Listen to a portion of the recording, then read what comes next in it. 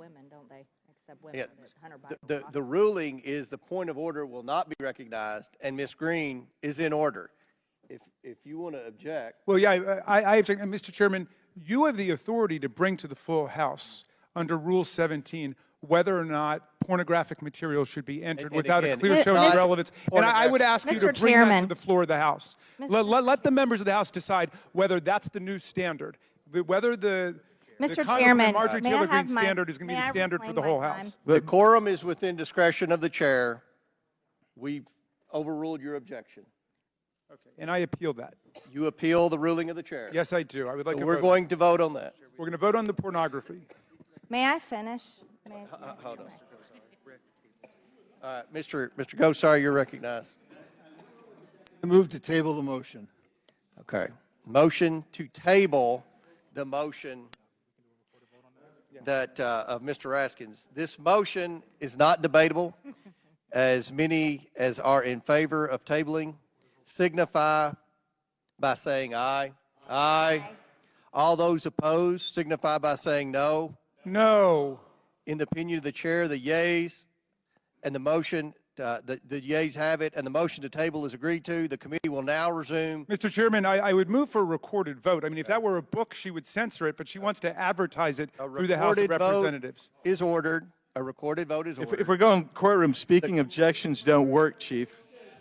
The clerk will call the roll.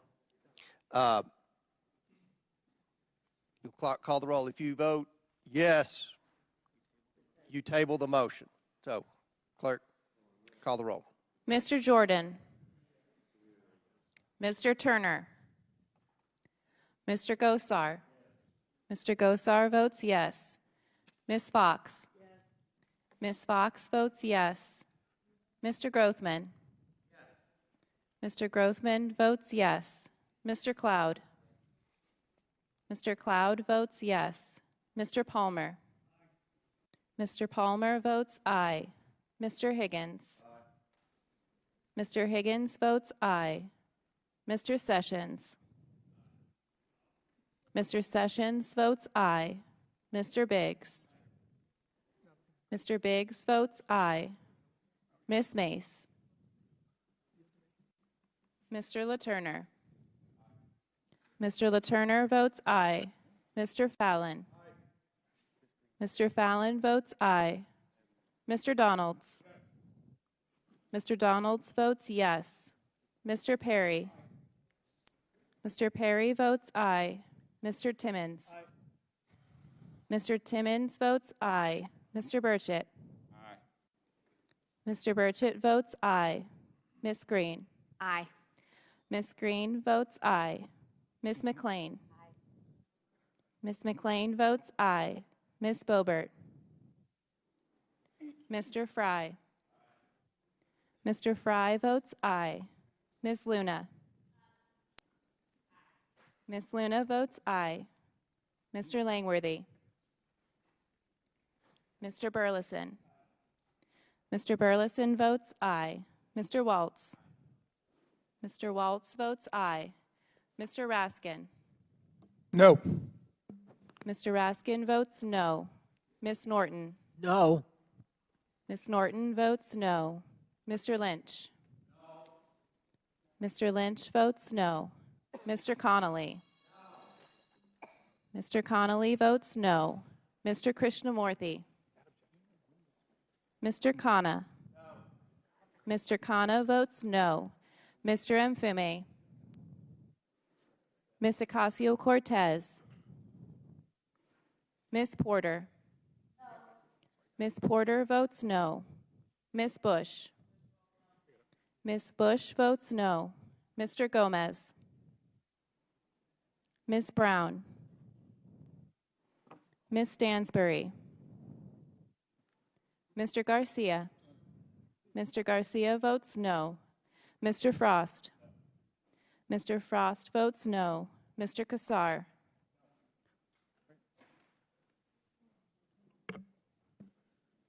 Ms. Lee. Ms. Lee votes no. Mr. Kassar votes no. Ms. Crockett. No. Ms. Crockett votes no. Mr. Goldman. Mr. Goldman votes nay. Mr. Moskowitz. Mr. Moskowitz votes no. Ms. Tlaib. Ms. Tlaib votes no. Mr. Chairman. Chairman votes yes. Mr. Chairman votes yes. Will the clerk please report the tally?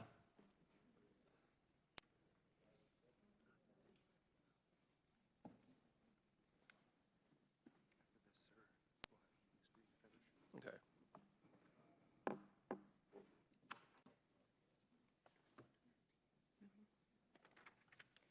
Mr. Chairman, on this vote, the nays are 15, the ayes are 21. The yeas have it, and the motion to table is agreed to. The committee will now resume consideration of the Goldman Amendment. Ms. Green has 2 minutes remaining. Thank you, Mr. Chairman. And again, this information is extremely important because Hunter Biden refused to obey his subpoena, and we are holding him in contempt of Congress for doing so. This is important evidence of human trafficking, Mann Act violations that we had questions for the president's son about. And there's evidence. I'd like to show the evidence of payments. These are payments made from Hunter Biden and his law firm to so-called assistants. These were not assistants. These are prostitutes that he was trafficking. And I think these victims are important. And just because our Democrat colleagues don't like the evidence doesn't mean that it's not relevant. And I'm especially offended by the women on this committee that don't care about these women's rights. They're victims of Hunter Biden. Here's another excerpt from bank reports talking about victims. These are banks. And these banks are identifying these women as victims. Victim 2, talking about victim 2, victim 1, each appear to be in the adult entertainment industry and are receiving payments from Hunter and Owasco PC. It is unclear what relationship Hunter or Owasco PC have with these individuals. And based on public media, it appears possible the payments may be associated to prostitution or adult entertainment services. Victim 2 is a New York resident and employed as freelance. Per internet research, she is a social media influencer and adult entertainer. She received 6 quick pays for $6,250 from Hunter between 3/29/2018 and 11/20/2018. This is clear evidence, Mr. Chairman. These are important questions we have for the president's son pertaining to Mann Act violations. Time. Thank you, Mr. Chairman. Mr. Chairman, just a point of order. I didn't want to interrupt the good lady, but 2 points here. One is the majority has purported to be in possession of the laptop, and you're supposed to share all evidence with us. We've been asking for a year. Will you make the laptop available to the Democrats so we can look at it? The guy who originally apparently leaked it has said he can't vouch for anything they're talking about because he doesn't understand the chain of custody. We don't know who made those pictures. We don't know who made those statements. If it's coming from the laptop, we don't know where it's coming from. So please, could you please share with us what you've got? If I can interject, I can give you a copy of it. Marco Polo has the actual entire publication. We can get every single Democrat member a copy of that. Well, I want to get at least the copy that the majority is using. I don't even know what Marco Polo is. I will get you. I promise. Like, I'm not trying to be rude. I will. Well, get you. you mentioned you wanted to read some stuff. That would probably be something good to read, the Marco Polo report. But what about your copy? Because you know you have an obligation under the rules to share with us any evidence you claim to have. So as far as we know, all that stuff is completely confected. It's just made up. It's with all due respect, Mr. Raskin, you spent a lot of time investigating the former president, and you haven't spent any time on this. The American people are keeping up with this investigation. We want to investigate. But you all Share are 3 this. or 4 steps behind. Give in us this the evidence. investigation. So, Ms. Green's time. Okay. Ms. Green's time has expired. Does anyone else wish to speak on the Goldman Amendment? Mr. Mr. Chairman. Moskowitz. Thank you, Mr. Chairman. You know, again, just to reiterate the point, but I rather than my words or my opinion, I think I'm going to quote Senator Ted Cruz, who the chairman appeared on his podcast. And in fact, just to remind the chairman of Ted's own advice to the chairman, I made a board for you, Mr. Chairman. You were on the show with Ted Cruz, in which Ted Cruz said to you, I'm going to give you some unsolicited advice. Now, by the way, Ted Cruz, right, clerked at the Supreme Court. He knows the Constitution pretty well. But you guys know who Ted Cruz is, right? He's run for president a couple times. So Ted Cruz said to you, Mr. Chairman, you should have Hunter Biden in a public hearing. He actually said his advice to you is just have him in a public hearing. And again, I go back to what is the majority so concerned, or to use some of the words of my colleagues, afraid to have Hunter Biden sit at this desk? Mr. Chairman, you control the rules. You could give everybody 10 minutes. You could give everybody 15 minutes. You could give everybody 20 minutes. You could give your side as much time. We could go on for days here, quite frankly, because, again, you control the rules, as you just showed. But the one difference that you guys object to is you object to those. You object to the cameras because you don't want the American people to hear the answers. No, you want to take the transcript and release it 6 months after you've gone out and lied about what has happened. And so, again, because the gentle lady from Georgia, I know is such an advocate for women's rights, as she mentioned, and is so concerned about grooming, and apparently we don't have any standards here anymore. Again, I just want to remind my colleagues, because, you know, I don't want them to forget about hypocrisy, okay? I don't want them to forget about hypocrisy. But, you know, Donald Trump was asked about Jeffrey Epstein, and when he was asked, he said, you know, Jeffrey likes him young. Well, how did the president know that?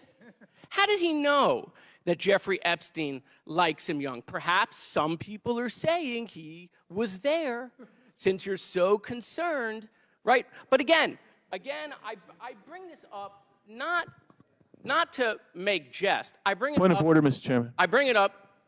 I thought we weren't going to interrupt. We're going to stop the clock. We did this with Ms. Okay. Green. State your point. Yeah, I'm just curious about the impugning of the former president's character. That we I don't have to do that. He does that himself. Have we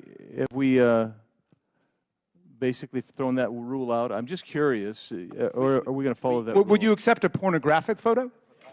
Of Bill Clinton? Yeah, we suspended the rule to the current president, but we didn't suspend it to the former president. Oh, by the way, please, so you're making the point that we can disparage Joe right. Biden, but not Donald Trump. Please make that point to the American people.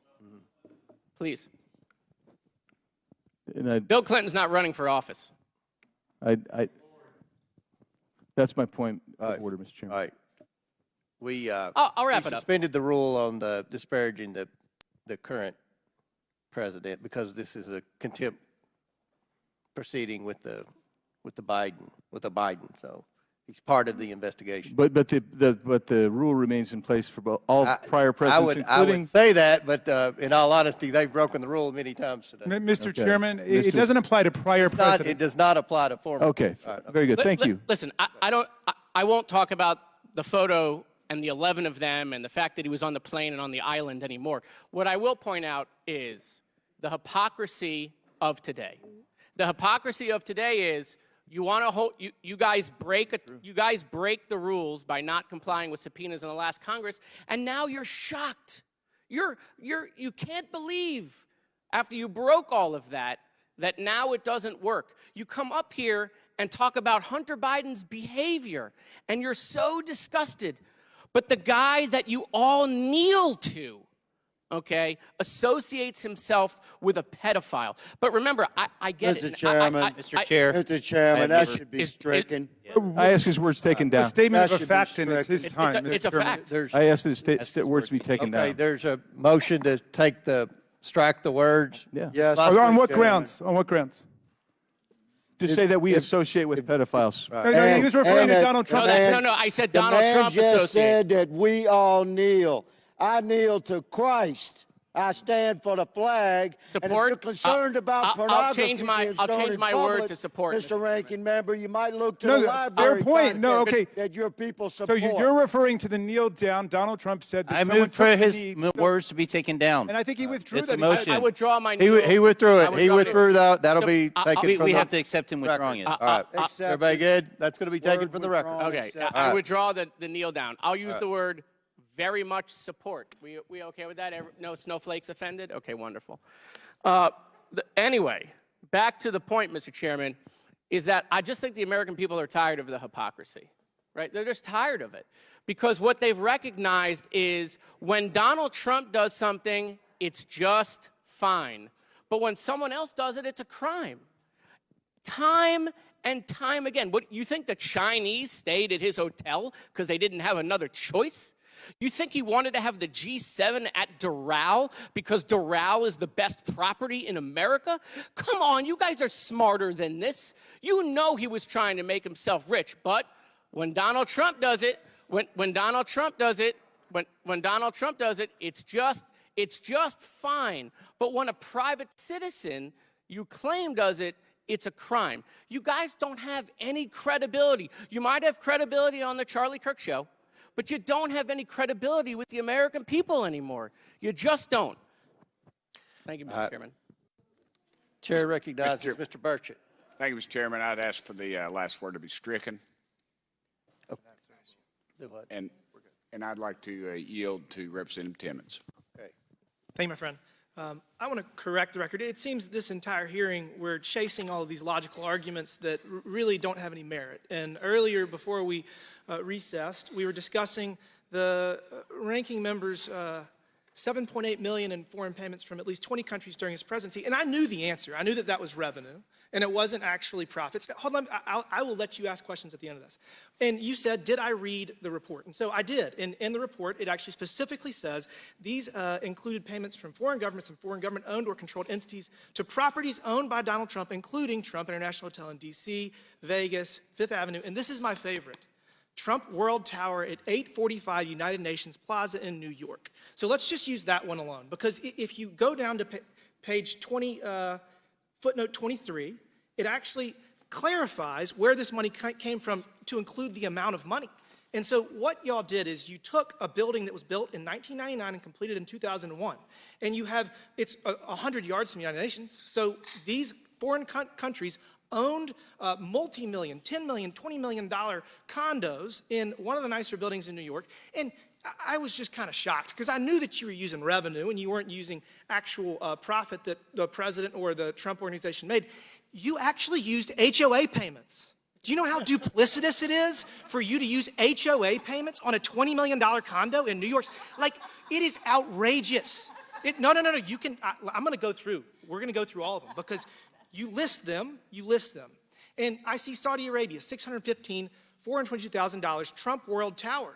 And you go and you look, there's nothing there that is under $10, $12 million. So you're taking a $12 million property that was owned since 2001, and you're saying that this is somehow similar to Hunter Biden running all over the world and selling the big guy's influence? These are completely different things, and the fact that you even created this report and you're using it to shield us pursuing justice to make sure that this president is not compromised because his son has sold secrets to China, to Ukraine, is so disingenuous, it's so duplicitous. It's not even misrepresentation, it's a lie. I'm happy to hear this from you because, again, you told me to go read it. I read it. That's what it says. I can read you in footnote 23 where it says, this report uses common charges or rent payments. All of these properties were owned prior to 2018. They didn't go out and purchase them because of the president. They were there for decades before this happened. That's the point. That's the difference. Okay. I'll let the Would facts get in the way of a good story. Absolutely. Would the gentleman yield?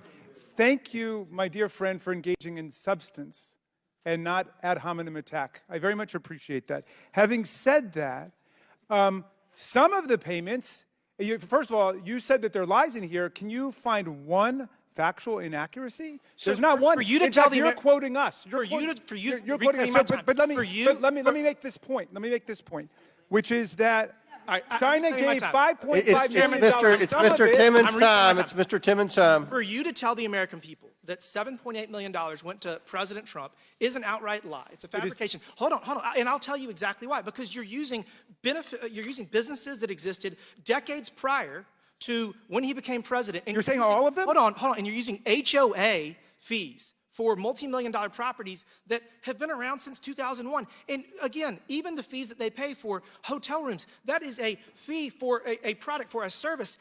There's no service with Hunter Biden other than influence of the vice president or the president of the United States, and that is why we are here, because he will not answer questions in the exact manner that you have required for last Congress and the Congress before that.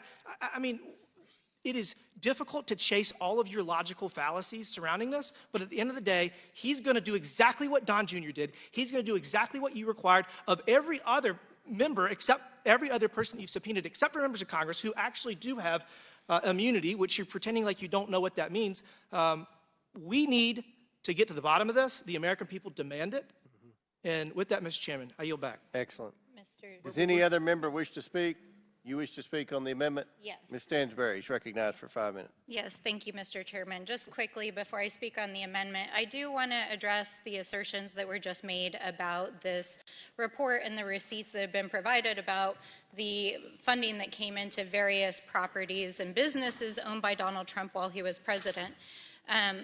To address the inaccuracy put forward by Mr. Timmons, if you go to the source material, which is the actual receipts from Trump International Hotel, other hotels in New York. Yes, there are condo fees. There's a number of different businesses, but it's very clear that there was influence peddling going on. So, for example, there's receipts. Will the gentlelady yield? No. There are receipts that show the Malaysian government between September 10th and 13th was spending $10,000 a night, butler service, personal trainers, lavish meals, at the same time that they were meeting with Donald Trump, and the media reports from the time say that they discussed their stay at Trump's hotel in the Oval Office. So this is just not true. Another one, UAE, during a military delegation visit in March of 2018, they were negotiating a arms package with the White House at the time. Okay. They dropped $85,000 at Trump Hotel and were discussing their stay at the hotel while they were negotiating the arms package. The Saudi Crown Prince and his staff dropped tens of thousands of dollars in Trump's hotel while Trump was in office. They were not only negotiating an arms deal, they were seeking the Iranian deal, or the Iranian agreements under the previous administration to be overturned. And we know that months after Trump and Kushner left the Oval Office, that MBS committed $2 billion to Kushner against the advice of his own investment advisors. And we know that in Kazakhstan, we had Kazakh president who came and stayed again in Trump's New York and DC properties while there was these very nefarious activities going on. So I would encourage our colleagues to actually look at the receipts and then go look at the dates and what was actually happening in the media. It's very clear that whether or not Trump encouraged them to stay in his hotels or properties, or these foreign governments stayed in them and then told Trump and his son-in-law,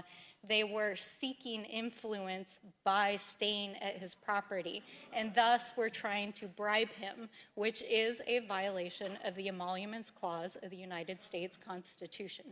So let's move back to the amendment here just for a moment. I do want to just establish a little bit of a timeline. And Mr. Chairman, if it's okay, I'd like to just ask some clarifying questions on the timeline. It's my understanding that in February of last year that you transmitted a letter to Biden's attorneys seeking documents and communications from the investigation. Is that correct? I'll go ahead and answer in your behalf because we have the records for that if it's not immediately or at your hands. Our understanding from the witness is that the chairman and his staff never responded to that request. In fact, they didn't hear back until or they didn't hear another thing until 7 months later when in September, Mr. Comer, you appeared on a TV news station on Newsmax and said, quote, Hunter Biden is more than welcome to come in front of the committee if he wants to clear his good name, if he wants to come and say, you know, that these weren't his dealings, then he could come and clear his name. And so literally the next day on September 13th, Biden's attorney responded and wrote you back and said, you never responded to our offer. I'll come in. I'll come do a public testimony.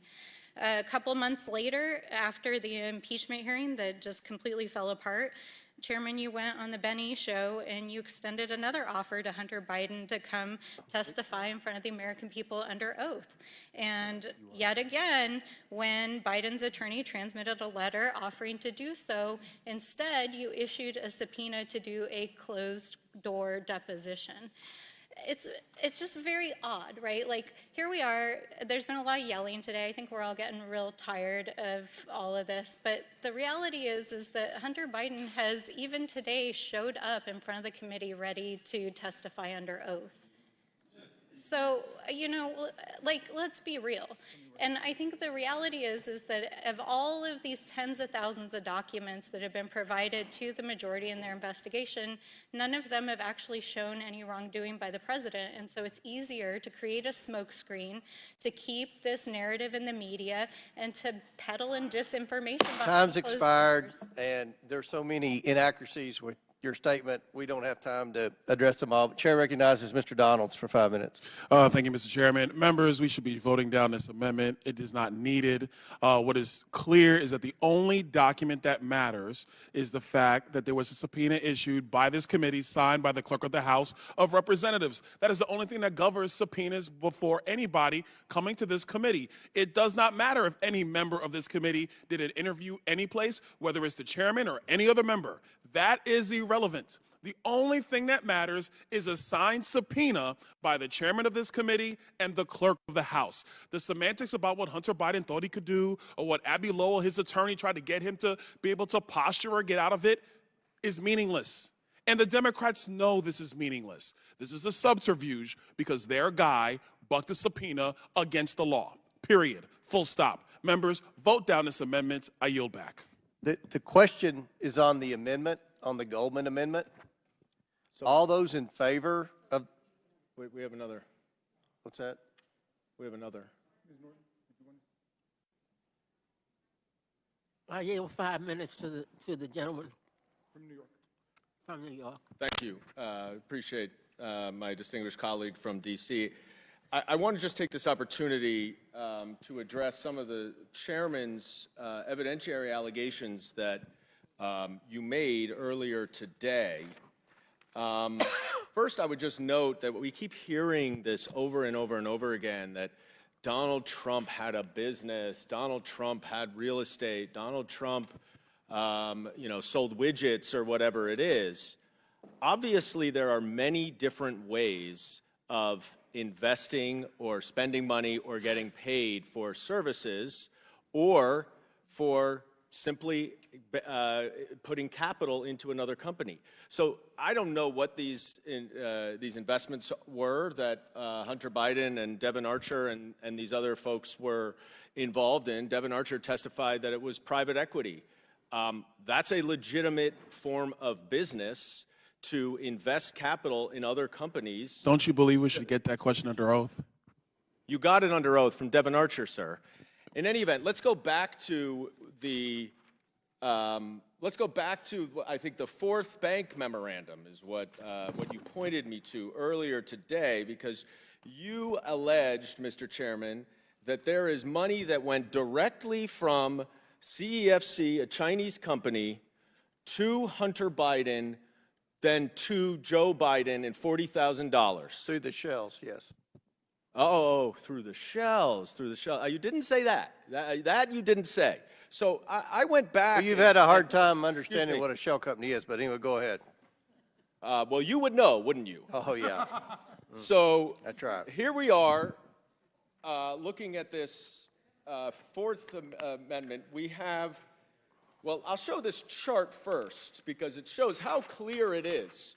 You've got Chinese company going to Biden-China joint venture going to a Hunter Biden individual entity, going to James and Sarah Biden entity, going to James and Sarah Biden personal bank account, going to Joe Biden. So that, I guess, is what is directly money from China to Joe Biden. It just had to go from a Chinese company to a joint venture that Hunter Biden entered into with another Chinese company. Would you yield the question? I just want to finish going through what you told me to go through, and then I'm happy to yield. Then it went to Hunter Biden's personal company that he generally used for a variety of his business ventures. Then it went to another entity for James and Sarah Biden. Then it went to James and Sarah Biden. Then Jim Biden, almost a month later, sent a $40,000 check to his brother, the president, which said was for a loan repayment, and the same bank records where you got this from showed that a loan went from Joe Biden to Jim Biden. That's not true. So this is the kind of duplicity that we're talking about. You want to say there's evidence connecting Joe Biden to Hunter Biden's business ventures, and you make a false and inflammatory allegation that money went from China to Hunter to Joe, when in reality, it's 4 pages, it's 21 bullet points of information to get from A to B to C to D to E to F.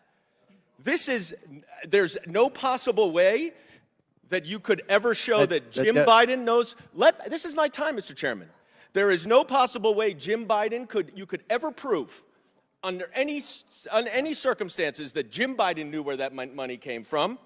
And you certainly cannot show with any evidence at all that Joe Biden would know that 1 month before, 6 different transactions earlier, somehow this money came from a Chinese investment that Hunter Biden had. You are desperate. You are misrepresenting the facts. There is no evidence. There's no evidence of Joe Biden's involvement in Hunter Biden's business interests. There's no evidence of Joe Biden's involvement in any Mann Act or prostitution stuff. Hunter Biden should be investigated by the Department of Justice, and he has been for 5 years. He is a private citizen. This is what you call an impeachment investigation to the President of the United States based on complete fiction and smoke and mirrors. There isn't a piece of evidence that links anything that Hunter Biden did to Joe Biden, and this is a complete sham. Your time's expired, and those accounts that they went through were depleted. It wasn't hard to trace the money. When there's not any money in the account, he doesn't have the bank through, records. No. No, but you have the bank records too. You all get every bit of evidence. No one who receives the money has the accounts bank were depleted accounts records. Laundered through. All right, order. Chairman. Order. Who's Mr. Chairman. Miss Luna's Can I say recognized. something? Yes, you have No 5 minutes. one is above the law. Even if you think that he's innocent, he cannot defy a congressional subpoena. That's what this is about. People here, I'm sure on that side too, have family members that have gone to jail for probably less offenses. So why is he given this special privilege? We have no authority if you have the president's son who's sitting there doing illegal things. I mean, I know it probably doesn't make you feel good to defend the guy, but like, for goodness sakes, he's denied. He should be held accountable. At least bring him in and admit that. He should be held accountable by the Department of Justice, where he is being held accountable. Let him. He should be held accountable by the Department of Justice, but that is what we are voting to do, is to send that to investigation, because he denied and defied a congressional subpoena. Will the general yield? Wait, let me finish. If the DOJ doesn't uphold that, though, we have a serious problem in this country that this man is held above the law, and that is why we are arguing here today. We are trying to send it to the DOJ, but you're arguing against that. Yes, I yield. Thank you. Would you agree that members of Congress who outright defy subpoenas should also be held to the same standard? I believe that certain members are protected under the speech and debate clause. Some people here can probably school me on that, but aside from that, this is a serious investigation. There's been a lot of personal attack in this entire correspondence that we've had in the last, couple hours that we've been here. But what I will say is that Hunter Biden is not above the law. We want to send him to the DOJ, and we want to trust the DOJ to do their job. But right now, the American people have a serious distrust factor with the DOJ, and for good reason. So we would like to pass this, send him to the DOJ, and let's see if they'll do what they promised the American people they would do. I yield my time. Very good. Mr. Chair. Ms. Tlaib? Yes, thank you Yes. so much. I'd like to yield my time to the ranking member. Ms. Tlaib, thank you very much. I want to pursue the very interesting conversation that we began about the Foreign Emoluments Clause. And again, I'm just delighted that after 7 years, several Republicans now are actually taking an active interest in the Foreign Emoluments Clause as a part of their investigation into the potential impeachment of Joe Biden, which we've been working on for a year. Let's start with this. When Donald Trump took office, he refused to divest himself of any of his more than 500 businesses, and he refused to put any of his more than 500 businesses in a blind trust. He said he would continue to be the owner of those businesses, but he would transfer some of the day-to-day management to his sons. If anybody wants to contradict me on that, I will stand to be corrected. But that was what Donald Trump said. When he was told by George W. Bush's ethics advisor that he was putting himself in extremely dangerous territory unless he stated that he was going to refuse to accept any money in the future from foreign governments, he ignored and defied the advice of all the ethics advisors for Republican administrations, for Democratic administrations. I want you to recognize the radically unprecedented nature of what he did at that point, and he set himself up for the trouble he got into. Now, the gentleman yield? I will. As soon as I make these points, I'll come right to you. Number two, Trump, my good friend makes it sound like Donald Trump was totally innocent. He was a businessman, and he didn't know any of this was going to happen with these foreign governments. Really? Read the report in detail, my friend. For example, go to page 69. Here's a quote from Donald Trump as he was campaigning. I love the Saudis. Many are in this building. Saudi Arabia, I get along great with all of them. They buy apartments for me. They spend $40 million, $50 million. Am I supposed to dislike them? I like them very much. We can find quotes just like that about the Chinese government. This is your guy. Now, the governments knew exactly what they were buying at the exact same time. For example, take ICBC. And by the way, the vast majority of businesses were not paying before as tenants. That's not right. They were patronizing the hotels in Washington and New York. They were going to the golf clubs and so on. A handful of them were pre-existing tenants. That in itself is unconstitutional and illegal. You want to be president of the United States? Then you get out of that. You divest, which is what other presidents have done. Look at what Kennedy said. Look what Obama did. Look what Abraham Lincoln did. Every president before Trump scrupulously followed the Foreign Emoluments Clause. Go to page 10. There's a corrupt Chinese-owned bank called ICBC, one of Trump's tenants, and the Department of Justice recommended sanctions against them for funneling money and services to North Korea, and Donald Trump reversed them because, as he was saying, he collected money from some of these people, like Saudi Arabia. He knew who he was collecting money from. Of course, Donald Trump knew that. He's a businessman. Is there anybody who would dare to challenge that idea? Here's the former Republican chairman, Ed Royce of the House Foreign Affairs Committee, who called on Trump to apply maximum financial and diplomatic pressure by targeting Chinese banks that do business with North Korea like ICBC, and Donald Trump let them off scot-free, just like he did with Saudi Arabia after the homicidal crown prince ordered the assassination of Jamal Khashoggi. They covered up for him. He said, we saved his blank, and he owes us now. And of course, as soon as the administration ended, his son-in-law created a business and brought back, what do you know, $2 billion from Saudi Arabia, even though the Sovereign Wealth National Investment Fund said it was a terrible idea, overruled by the Crown Prince, whose blank was saved by Donald Trump. So our founders would be offended that we even have to get into the specifics of what was done, because they said categorically nobody can take a dollar from a foreign government. Do you understand that? No payment, quote, of any kind, whatever. So we don't have to have this ridiculous, humiliating debate about how far one of our presidents abased himself to line his own pockets. Would the gentleman yield? Sure, I would love to yield. So my thought process here is I understand that the president lost money during his tenure. Really? Yeah. Yeah, well, he went bankrupt 5 times. It doesn't surprise me if that's true, but I doubt it, because I think they made more money that year than they had in the several prior years before he became president. Well, he dropped out of the top 100, so I can tell you. Well, yeah, because they started finally checking the records. You know that your guy cooks the books a little bit. But in any event, Donald Trump Hooks the books with the rules that Congress predated made the rules for. He was just been Are we punished ready to by vote the on the state of New amendment? York. Are we ready to vote on the amendment? All right. All those in favor of the Goldman amendment signify by saying aye.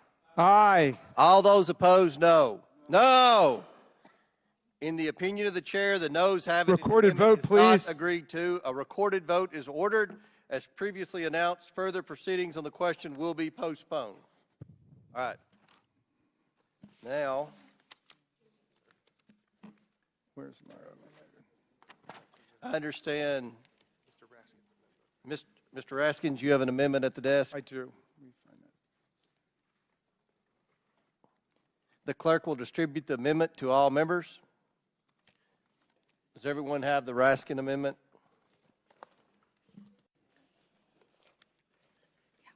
Does everyone have it? She's not going to read Okay. The clerk will designate the amendment. Amendment to the amendment in the nature of a substitute as offered by Mr. Raskin of Maryland. Without objection. The amendment is considered as read. I reserve a point of order. The gentleman from Maryland is recognized for 5 minutes to explain his amendment. Thank you kindly, Mr. Chairman. Since we haven't read the amendment, I'm just going to work through the basic terms of it. Resolved that the initial deadline for Hunter Biden to comply with the subpoena issued on November 8th was December 13th, 2023. Resolved that current members of Congress and 3 members of this committee have refused to comply with subpoenas duly issued under the authority of the United States House of Representatives, including Mr. Biggs of Arizona, Mr. Jordan of Ohio, and Mr. Perry of Pennsylvania. Resolved that the aforementioned members of Congress have firsthand knowledge and information related to the January 6, 2021 attack on the Capitol and on this body and on the Vice President of the United States that is of critical importance for the American people and the work of this committee.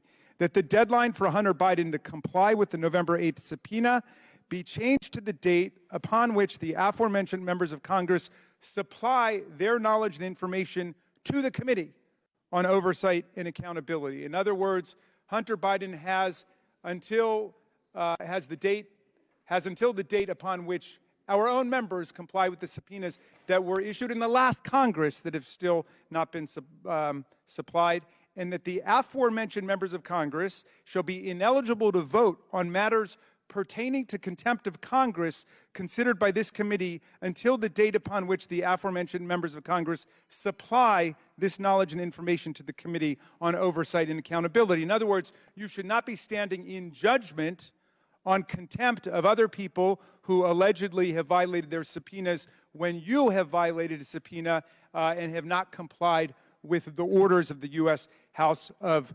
Representatives. I would also like to raise a problem that struck me as I was looking through the paperwork on this, Mr. Chairman, which is that the subpoena that was sent to Mr. Biden, which came around a week before, or a couple months before, it was issued on November 8th, 2023, was issued before the House of Representatives had voted on impeachment. I remember there were numerous Republican members who were very hesitant about voting for it because of the testimony of the majority's own witnesses who said there was nothing closely approximating a quantum of evidence that would justify impeachment. And so there had been no vote on it, you'll recall. And on November 8th, the subpoena was issued. The subpoena date for appearance was on December Mr. Gosar has a point of order. State your point. Yeah, we're not talking about impeachment. We're talking about impeachment inquiry. We need to be very considerate about that. Well, exactly right. And that goes right to the point of this question I have. Thank you, Mr. Gosar. The subpoena was issued on November 8th for a subpoena date of appearance on December 13th. And that was the same date when, you'll recall, we were called to the House, and then there was a vote on impeachment. So the underlying subpoena here is at least arguably invalid for the purposes of holding him in contempt of not complying with the subpoena related to impeachment. And I wonder if we could clear that up. But in any event, I would press the amendment. Certainly those members who have outstanding subpoenas from the U.S. House of Representatives, who blew off the subpoenas, should turn over what they know about the violent attack on the U.S. Capitol, the worst domestic political violence designed to overthrow an election in American history at the Capitol. And they should turn that over. And at that point, then yes, I will. We will yield in 1 second. And then Mr. Biden should also be forced to comply at that point. In the meantime, those members really should not be voting on contempt motions related to other witnesses. And somebody had a question. I did. You yield? Yes. Are you sure that everybody up there actually received a subpoena? I mean, your board says certain people received a subpoena. And in my experience, some of those people up there did not receive a subpoena, and so notified counsel for your bogus J6 committee. Well, first of all, every court in the land has rejected the claim there was anything bogus about it. As you know, the courts rejected the idea that it was somehow... Was it heard before every court in the land? Every court that heard it, do you have any authority on your side for that outrageous proposition? I know you'd like to believe it, but your fantasies are not the law of the United States. I have great fantasies. I'm certain you do. But You and Ms. Green might want to One- discuss them together. Yeah, but you haven't answered the question. You don't know if those people actually even received the subpoena, and yet you put it on the board, and you're going forward and trying reclaiming my to hold time. people in Reclaiming contempt. my time. I served for more than a year on the bipartisan January 6th Select Committee to investigate the attack. You might not like Liz Cheney anymore, who was head of your conference, but it was bipartisan, my friends. And so was Adam Kinzinger, who served his country well. But in any event, nobody ever claimed that they hadn't gotten the subpoena. And go back and check the records. Well, if sir. that's the argument, have them come forward and explain that. I would like them to testify under oath that they never received it. Thank you, Mr. expired. Chair recognizes Mr. Palmer from Alabama. Chair recognizes Mr. Palmer. Mr. Chairman, I make a motion that we immediately dispense with the amendment for lack of germaneness. Okay. I am prepared to rule the amendment is not germane to the bill. Therefore, the amendment is not in order. Mr. Chairman, I would like to appeal the ruling of the chair. It's clearly germane. It goes right to the heart of what we're doing here today. Okay. The motion to appeal the ruling of the chair is not debatable. All those in favor of tabling the appeal. Oh, go ahead. Yes, Mr. Gosar. All right. Okay, Mr. Gosar's motion is not debatable. All those in favor of tabling the appeal of the chair signify by saying aye. Aye. All those opposed signify by saying no. No. In the opinion of the chair, the ayes have it, and the motion to appeal the ruling of the chair is tabled. The committee will now resume consideration of any further amendments before this body. Mr. Chairman, I have an amendment at the desk. It's Garcia, number 3. Who said that? Okay, Ms. Garcia. Thank you. It's Will the amendment clerk number 3. please report? Amendment to the amendment in the nature of a substitute as offered by Mr. Garcia of California. Okay, without objection, the amendment is considered as read. I reserve a point of order. Mr. Garcia is recognized for 5 minutes to explain his amendment. Thank you, Mr. Chairman. I know obviously what we're seeing today has been quite insane. We've seen pornographic images. We've talked about white privilege. But what we haven't seen is any sort of evidence linking President Biden to any sort of wrongdoing. There's been absolutely zero evidence discussed today. And as we know, all the demands for a public hearing with Hunter have gone unanswered, even today when we asked for that vote. But what we do have is plenty of evidence that we've uncovered in this committee and that have been against the Constitution with our investigation of foreign government payments to President Trump through his businesses. And what do we have as Democrats? We have receipts, proof, a timeline, screenshots. We have everything we need to prove conclusively that foreign governments were funneling money through Trump properties and into Donald Trump's pockets, all in violation of the Constitution. Now, we don't have access to all of Trump's properties, and he has hundreds, by the way, of properties and business interests. And we don't have access because our chairman actually chose to end that investigation. But my amendment will fix that by demanding a full accounting of Trump's businesses. Now, we know that we can already prove about almost $8 million of foreign payments, illegal payments against the Constitution back to the Trump organization. And that is just a tip of the iceberg because we don't have access to the other hundreds of businesses and properties. That $8 million of receipts and payments that we have is only from a total of 4 properties of the hundreds of businesses of Donald Trump and his family.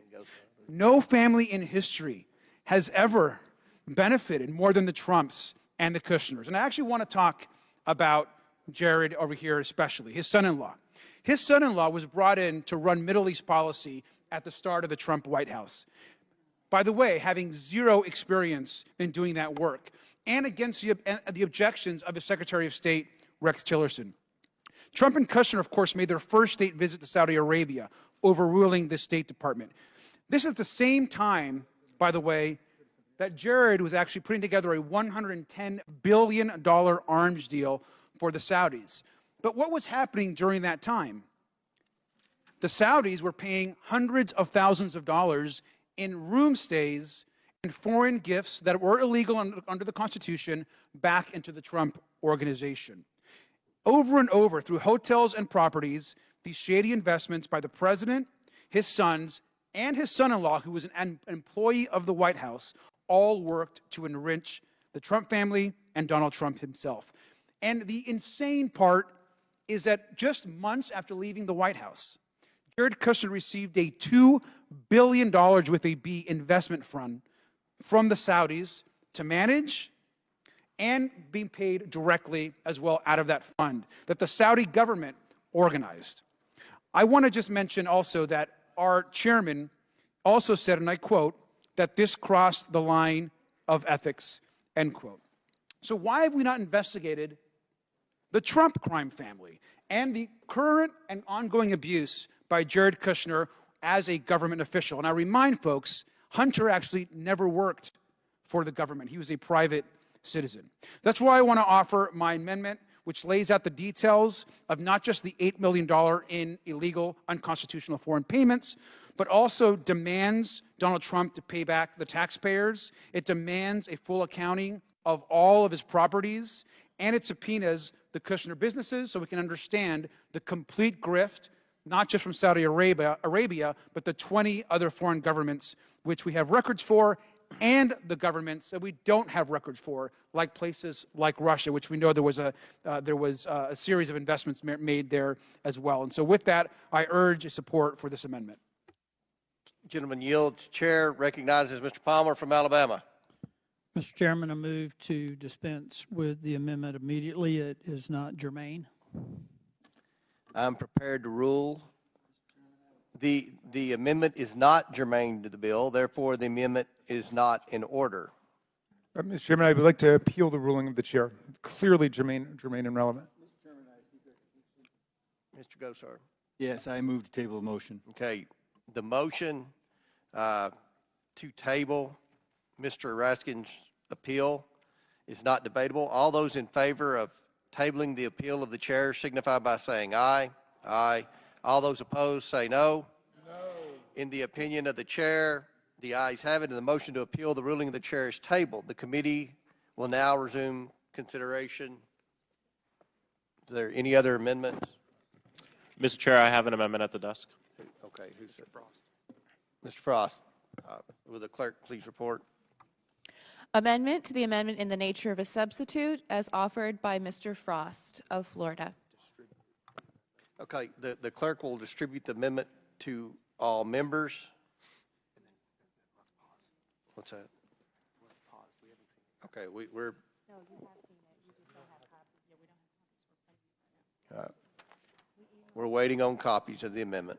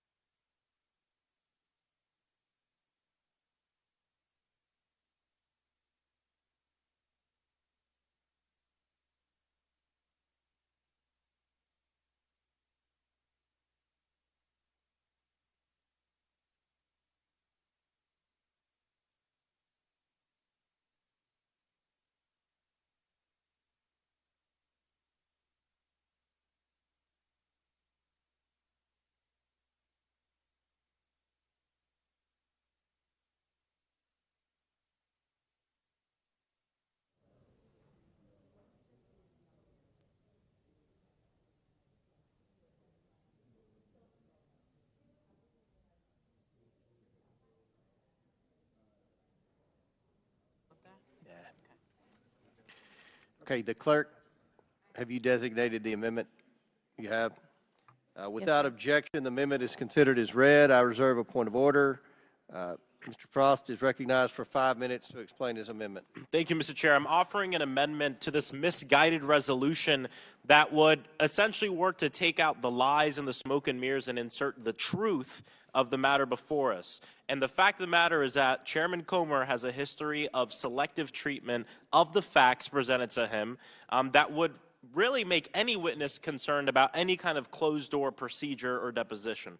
My amendment outlines how last month Chairman Comer tried to push this fake impeachment by selectively talking about a truck that President Biden initially made payments on while he was still a private citizen that his son, Hunter Biden, later paid him back for. The month before, Chairman Comer selectively released just a one-page of a four-page email chain to falsely claim that regulators were concerned that Hunter Biden was money laundering when that wasn't true. What the chairman selectively forgot to share is that the other 3 pages of the email directly contradicted his claims. Regulators explicitly stated that the transactions were reasonably and consistent with the business profile, and that's a quote, and that the entity was transparent. And it doesn't stop there. My amendment outlines how the chairman has misrepresented the mountain of bank records that show no wrongdoing, the fact that Chairman Comer has only released 2 of the 17 witness transcripts so far. We want him to release the transcripts. And we also know that the chairman has interviewed some of Hunter Biden's associates, and it seems that to the rest of America and no dirt could be found, and because of that, they wanted to bury the truth. But the truth is out because the truth is that this has been a complete waste of time. Republican claims all throughout this case barely hold up to the slightest bit of scrutiny. And it's not just me saying that. We've heard it on Fox News. We've heard it from the Wall Street Journal, the Washington Post, CNN, and others who have been investigating the chairman's false claims of evidence against President Biden. And once again, it's been said time and time again, Hunter Biden took us up on the offer of sitting in that chair in this committee and publicly answering questions so that way the public can see it and so that way he doesn't have his words misrepresented in a closed-door deposition. And what this works to do is give the entire story. If you're going to vote to hold him in contempt, at least vote yes on this amendment so we can include the full story in this piece of legislation. It is the fear of the truth that has stopped the chairman from accepting Hunter Biden's offer to testify publicly, and my amendment essentially lays it all out on the table. I urge adoption of my amendment, and then let's move on and do the real work of the American people, especially in these difficult times. I yield back. Does any other member wish to speak? Mr. Chairman, I have a parliamentary inquiry. Chair recognizes Mr. Donald. Mr. Chairman, my inquiry is this, that considering, though it seems to be we're going to be going into these amendments where the context of the matter at hand has been debated since 10 a.m. this morning, I would move, Mr. Chairman, that further debate on amendments will be considered under 20 minutes of structured debate in total, 10 minutes for each side of majority and minority on the committee to fully debate the merits of each amendment going forward, Mr. Chairman. That's my question for the parliamentary. Mr. Raskin. Yeah, but I would move to accept that and move by unanimous consent that we accept that proposal. So without objection, so ordered. 10-minute debate on each side. Does any member wish to debate? Mr. Chairman. Further? Katie Porter, Ms. Porter was next. Okay, Ms. Porter. I'm glad that my colleague from the other side has moved to limit debate because this hearing, to put it bluntly, has sucked. There is one thing that Republicans and Democrats seem to have in common today, which is that we're willing to be players in a game. Both sides, at times, using this hearing to take shots at our favorite political nemesis. And I see some members practically patting themselves on the back when they get a good insult or counterpoint in. But this isn't a game. Oversight isn't a game. Under this Republican majority, we have wasted month after month censuring, expelling, holding people in contempt, and almost impeaching. And for what? Republicans have passed nothing of substance in the House. What our oversight committee should be doing, instead of spending now dozens of hours arguing about Hunter Biden, is real oversight of issues that affect all Americans, like corporate price gouging, unconstitutional government surveillance, and waste at the Pentagon. The fact that members think that real Americans outside of this partisan environment on Capitol Hill care about this is everything that is wrong with Washington. So that Americans who love this country and just want a better future don't have to listen to hours of frustrating attacks and procedural debates in a partisan game, let me sum it up. 1, there is zero evidence of President Biden doing anything wrong, including in connection with his son. No evidence of an impeachable offense, not a little, not something, none. 2, Hunter Biden has offered to testify in public in front of this committee. If Republicans only want his secret, private testimony, that is, as the kids say these days, sus.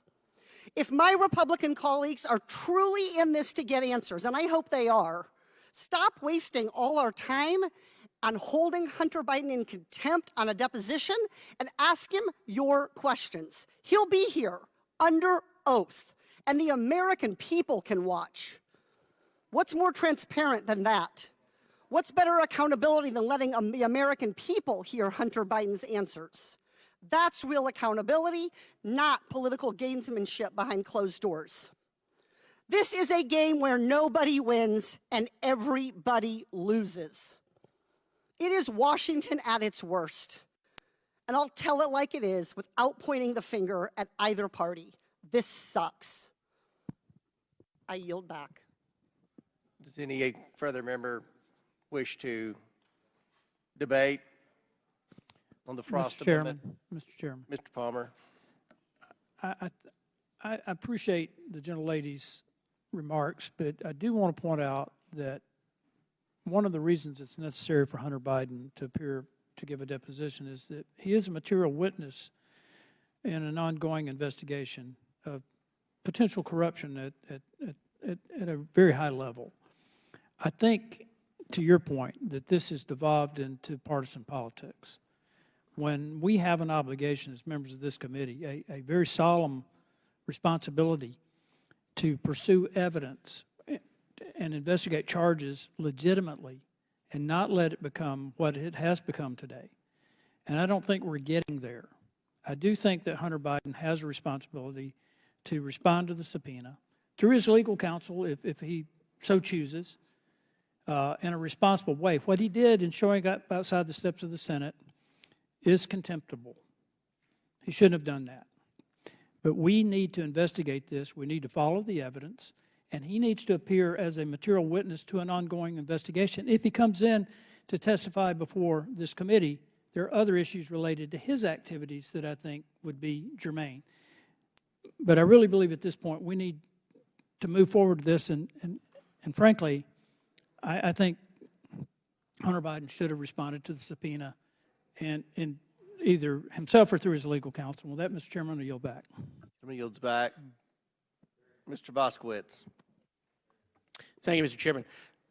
You know, I appreciate the gentleman's solemn points and pleas, but the reason why folks on this side of the aisle have a hard time digesting that is because your curiosity on what violates the law only applies when it's politically convenient. To talk about Hunter Biden when it's pennies, when it's pennies compared to $2 billion from a foreign government. And I'm not saying that Jared Kushner violated the law, but what I am saying is that was probably negotiated before he left, a $2 billion deal. You announce it months after you leave, probably negotiated before. He never run a hedge fund before. We talk about Hunter Biden having no experience. He never had run a hedge fund before. He was put in charge of Middle East. The $2 billion is from the Middle East. He had no experience in the Middle East. But there's no curiosity because it's Jared and because he's Trump's son-in-law.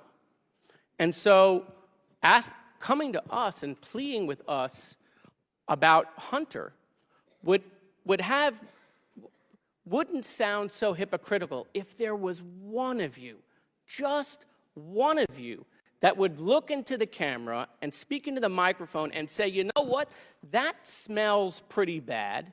We should look into that as well. And I think, quite frankly, the American people would believe you more about your inquiry and about Hunter if they saw your curiosity into the Biden family with the same curiosity into the Trump family. And so that's why we are where we are. It's why the American people have no faith in this institution.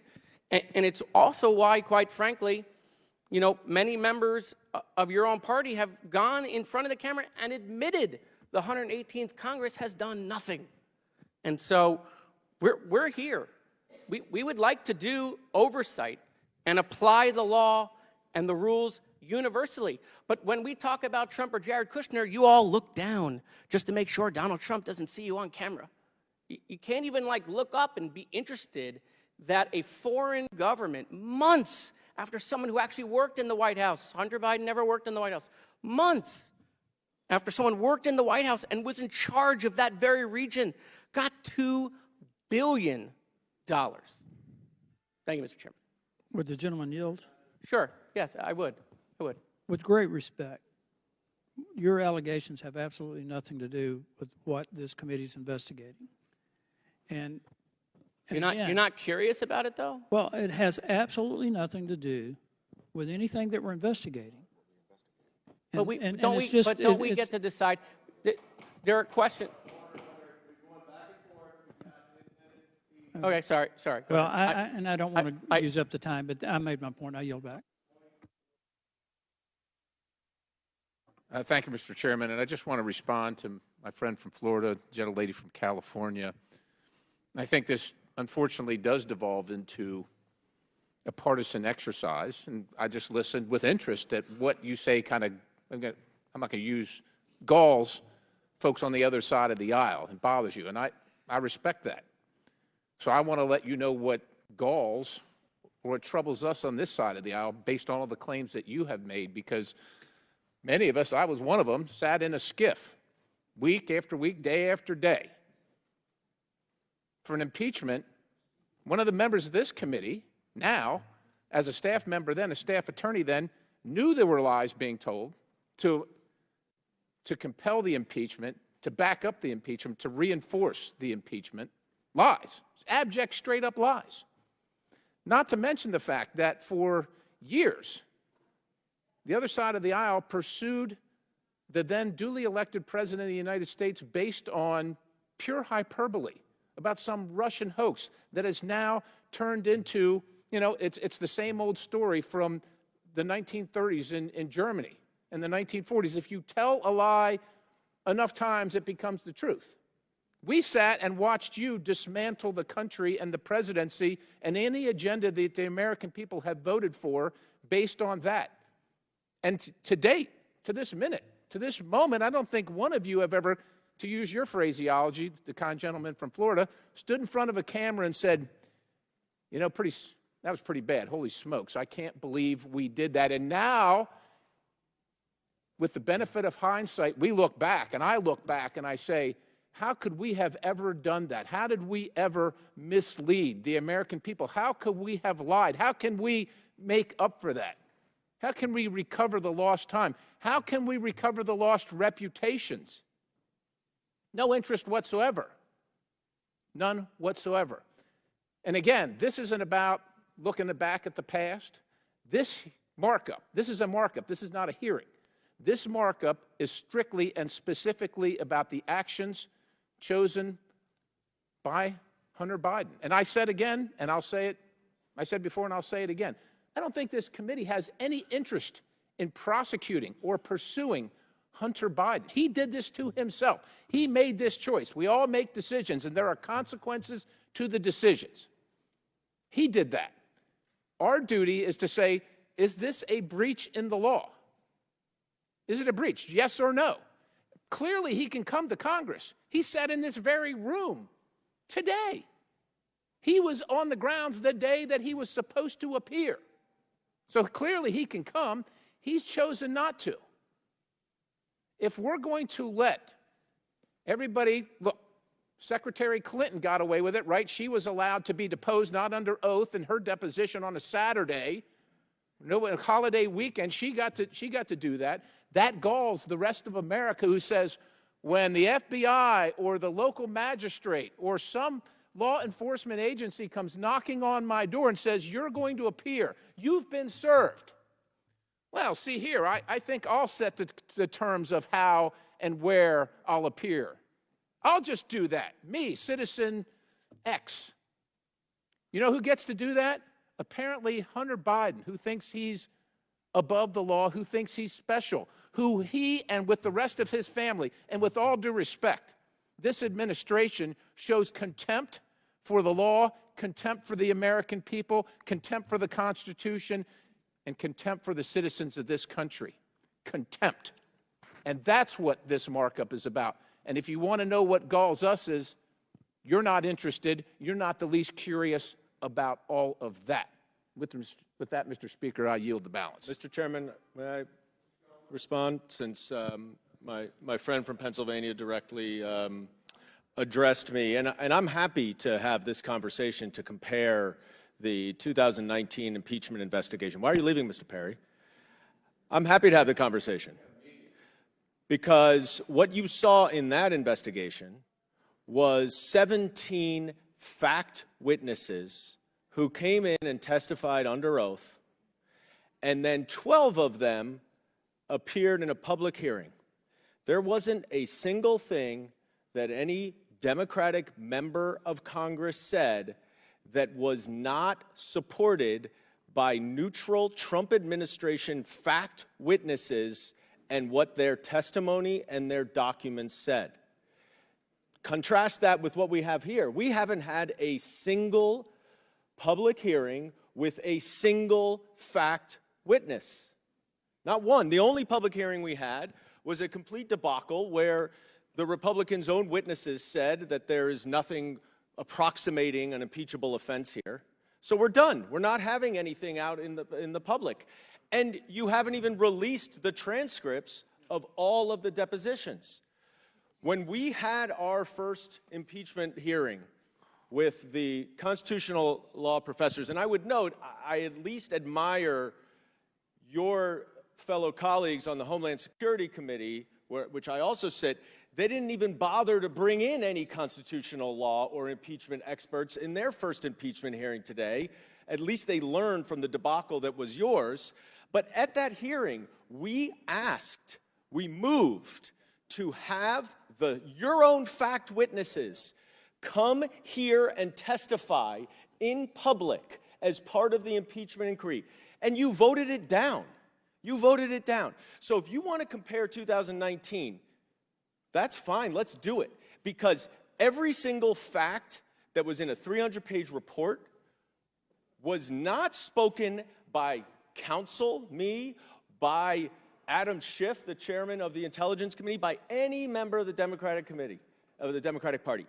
It was testimony from witnesses who had knowledge, who actually had expertise and experience and factual information about the topic at hand. We don't have that here.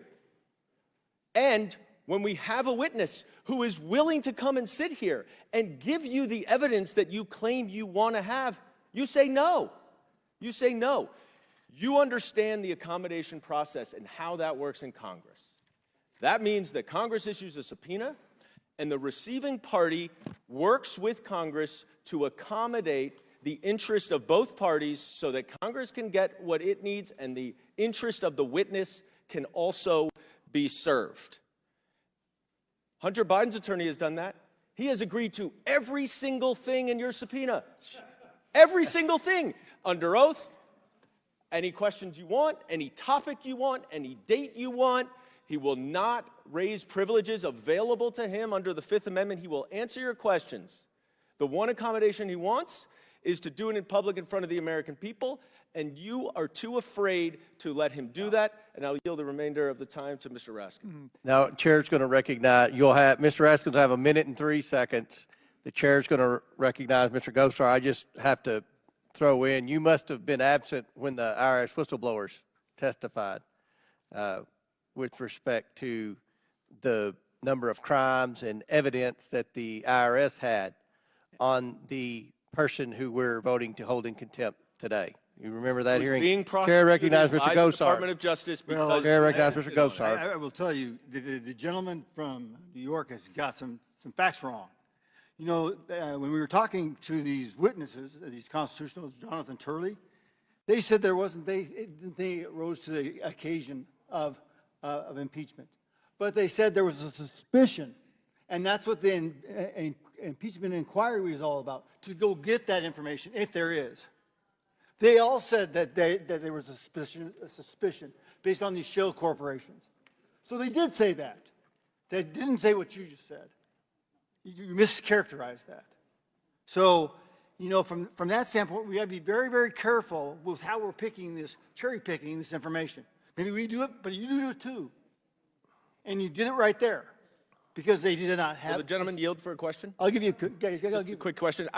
What I said is, and I just want to make sure we're on the same. I said that the witness testified that there was insufficient evidence to impeach Joe Biden. It was an impeachment inquiry hearing. No. It was he said there was more than enough evidence to proceed with the impeachment inquiry. That's what we're doing. Let's be but clear did he about also what we're say doing that here. there was insufficient Wait, evidence? not Mr. Gosar's time. No. He said both. He said both. You know, and when we're comparing apples to apples on the two impeachments of Mr. Trump, you didn't even go through an impeachment inquiry. You didn't even vote on the floor on one of those. So if you're talking about apples and apples, we're not even close to that. You know, the one thing I thought was the lady justice is blindfolded. She's got the scales. You put the information in there, and she's going to give you a result. She's blindfolded. She doesn't see who that is. You know, Trey Gowdy made that comment. We're missing the point here, is that the information that we got is from factual based. There's information there that is suspicious. Why would you stack all these shell companies up? You got the IRS folks that said this were whistleblowers. They've been exonerated. I got to tell you, they're not liars. They're not liars. They do one thing, they're good at auditing. So I think what we do is we got to get back to the order of business. That is Hunter Biden violated the context of the subpoena. You know, he's not above the rule of law, so we ought to be just continuing that vote. I yield. Right. Now, Mr. Raskin has 1 minute and 3 seconds. Yep. First, to my friend, Mr. Gosar, we did not launch an impeachment inquiry for the second impeachment because Donald Trump tried to overthrow the Constitution on January 6th, 2 weeks before he left office, and we were the targets of that impeachable offense. So we all saw it. We were the witnesses, and we were the ones to vote on it, and we didn't quite have time for all of those niceties, but all of us knew exactly what happened. Secondly, I am sorry that Mr. Perry left the room at Josh Hawley's speed when Mr. Goldman began to speak there because he made two really important points. One was he said that if you get a subpoena, you comply with the subpoena, you answer it. Yes, I would like to tell him, Mr. Perry, you comply with your subpoena. But no, he decided to arrogate the law to himself and to claim that the January 6th committee was invalid, it was illegal, it was unconstitutional. All claims that were rejected by federal courts. They do not have a single case authority for that at all. And yet he's going to now lecture other people about complying with subpoena. I mean, he should, I think, delegate some of his time to some other members to speak on that. It's a little uncomfortable over there. And finally, I'm sorry? The gentleman, yes, I will yield. Yes, go ahead. Will allude to good process builds good policy, builds good politics. Would you agree? Yes, I totally agree. You don't skip, in the severity of impeachment, you never skip that process. But you did. Donald Trump was already arguing that he couldn't be tried because it was too late at that point. Okay. He was already arguing All right. that. Your all's 10 minutes has expired. Mr. Fallon, I think we have 1.5 minutes. Thank you, Mr. Chairman. You know, what this has devolved into is deny, deny, deny, counter accuse. It's an old adage, and it's It's unfortunate because, again, and we've been talking about this now 5, 6, 10 times, the difference between a private deposition is hundreds of hours can be expended, and you can really drill down and you can have accountability. You can get an in-depth interview. And then at that point, after we've all read that, we can come here and each of us can get our 5 minutes. This is a very big difference, and it's a distinction that needs to be, again, reiterated and refuting some of the Democratic arguments. And then I read this actual amendment, and I see this footnote number 17, this amendment where the author says, Chairman Comer has also dishonestly and repeatedly suggested that the then Vice President Biden had the prosecutor of Ukraine fired as a part of a bribery scheme. Where's the proof? And then you read the footnotes, and there are opinion pieces. The fact is that according to the FBI, the informant, the human source, was very reliable. They paid him over $100,000, and they've been working with him for almost 10 years. Did Victor Shokin, the prosecutor, get fired? Yes. Who was advocating for that? Joe Biden was advocating for that. Mykola Zlochevsky, the corrupt oligarch who was the CEO of Burisma, paid his son millions of dollars. And Victor Shokin, the prosecutor, had seized land, a few homes, and a Rolls Royce from Zlochevsky. So he was apparently doing his job. And even when he was fired, the president of Ukraine, on the call to Joe Biden, said, we thought he was doing a good job, but you wanted him fired, so he's gone. Biden bragged about that. These are all facts. So I'm going to vote against the amendment because the amendment is factually incorrect. And I yield back. Time has expired for both sides. The question is on the Frost Amendment. All those in favor of the Frost Amendment signify by saying aye. Aye. All those opposed signify by saying no. No. In the opinion of the chair, the noes have it, and the amendment is not agreed to. Recorded vote, please. A recorded vote is ordered as previously announced. Further proceedings on the question will be postponed. Mr. Chairman. Does any member wish to be recognized? Ms. Stansbury? Yes, thank you, Mr. Chairman. I have an amendment at the desk. The clerk will distribute the amendment to all members.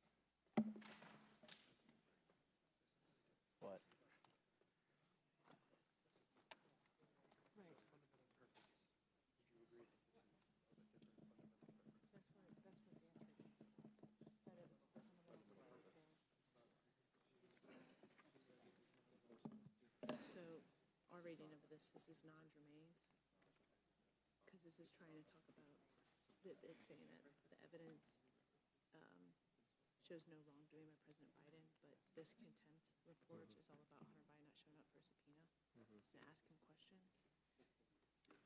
The so we can have that prepared. So the procedural question is this. Several of these, I don't know how many, but some of our members just got called up to the Speaker's office for a meeting. That what? Several of our members got called up to the Speaker's office for a meeting. This is what happened the last time. They appealed the ruling last time, but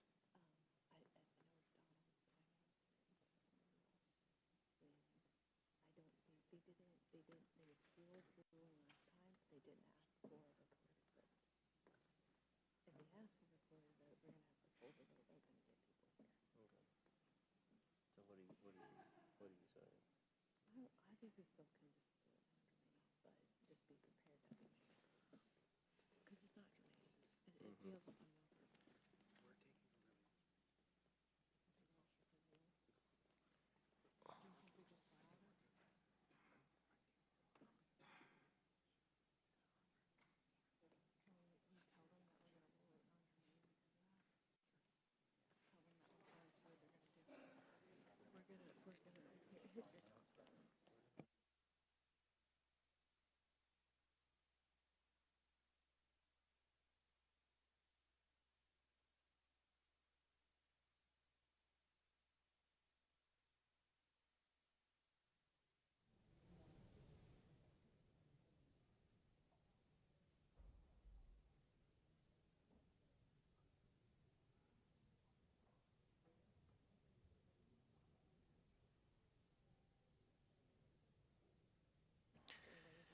The clerk will designate the Stansbury Amendment. Amendment to the amendment in the nature of a substitute as offered by Ms. Stansbury of New Mexico. Without objection, the amendment is considered as read. I reserve a point of order. The gentlelady from New Mexico is recognized for 5 minutes to explain her amendment. All right. Well, thank you, Mr. Chairman, and I appreciate the opportunity to offer what I hope is a pretty straightforward amendment. We've heard a lot today. There's been a lot of high emotion and intensity and yelling, but this is really about getting the facts correct in the resolution itself. So, Mr. Chairman, this amendment actually corrects the ANS, which is replace the original resolution text to correct the record in this resolution in the section that begins on page 5 of your resolution and goes to page 7 on the background on the investigation. And with all due respect to my colleagues who were yelling a few moments ago about this only having to do with Hunter Biden, it's very clear this is a political act, and you don't really need to dig much further than to actually read the resolution itself, because what the resolution does is make conclusions that are not based in evidence, which are not factual. And Mr. Chairman, I'm going to be honest, I'm a former Senate staffer. I'm embarrassed. I mean, we can't send this to the floor. It's not factual. It's filled with all kinds of misinformation. So what my amendment would do is clarify the actual evidentiary background that was conducted as part of this investigation, which I'd like to note, it didn't just begin, though there was a vote on the floor a few weeks ago.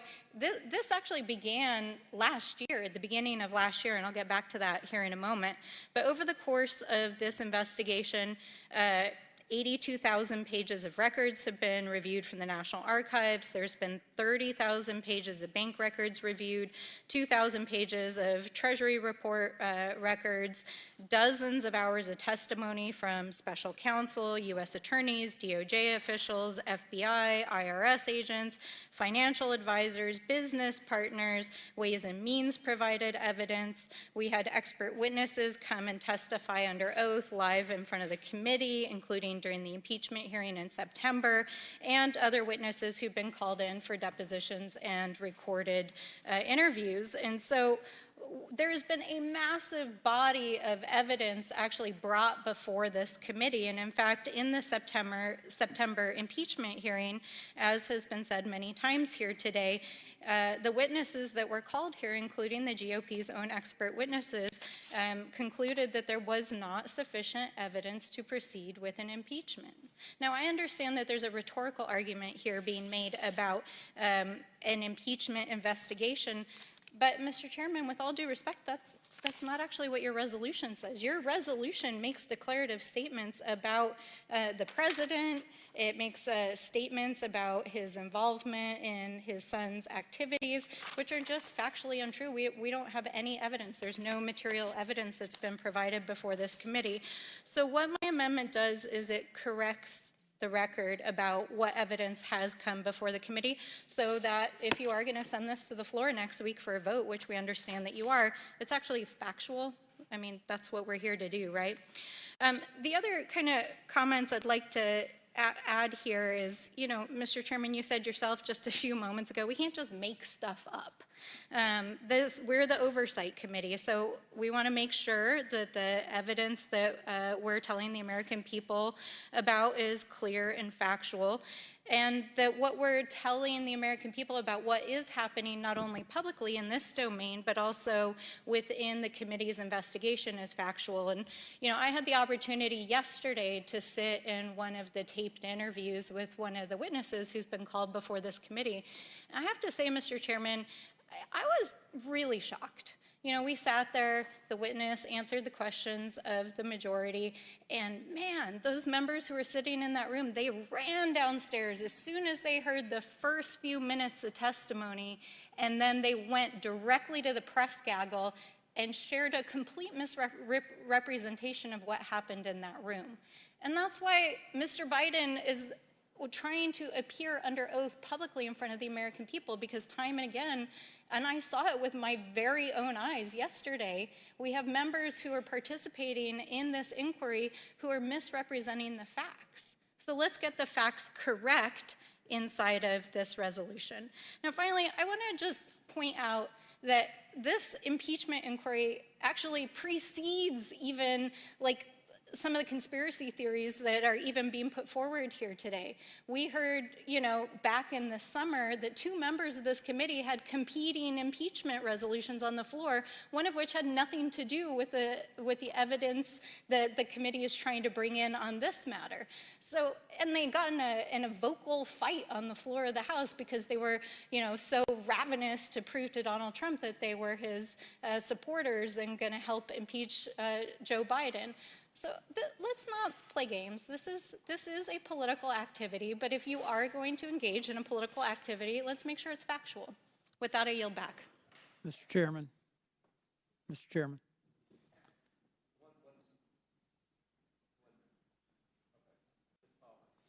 Mr. Chairman, I move that this motion be immediately dispensed with and tabled. It is not germane to the markup. Parliamentary inquiry. Can you explain what is not germane about it? Well, I haven't ruled, but I'm going to rule it's not germane. It violates the fundamental purpose of the report. In other words, it addresses the fundamental purpose of the report. No, it violates the fundamental purpose of the report. That's the ruling of the chair. Okay, I'd like to appeal the ruling. All right. Mr. Chairman, could you please, point of order, please? Yes. Could you please clarify what you mean by the report? Because my understanding is the ANS is a resolution to hold Mr. Biden in contempt, but this amendment is to correct the resolution so that there is a factual accounting of the... There is a factual accounting. We've been very transparent. This has been a very transparent, substantive investigation. Mr. Chairman, with all due respect, I encourage the American people to read... No, I think the American people are keeping up with this. Well, we'll see. In this resolution, not report, I also encourage the chairman to use the correct terminology when engaging in parliamentary procedure. Yeah. I'm sorry? Yeah, I see you're going to. Yes, Mr. Gosar. Move to table the motion. Okay. The motion by Mr. Gosar is to table is not debatable. All those in favor of tabling the appeal of the chair may signify by saying aye. Aye. All those opposed signify by saying no. No. In the opinion of the chair, the ayes have it, and the motion to appeal the ruling of the chair is tabled. The committee will now resume consideration of any other amendments. Are there any other amendments? Ms. Crockett. Mr. Chair, I have an amendment at the desk. The clerk distribute the amendment. Yeah. I got time to use it. Okay. Oh, I don't have my daggone thing.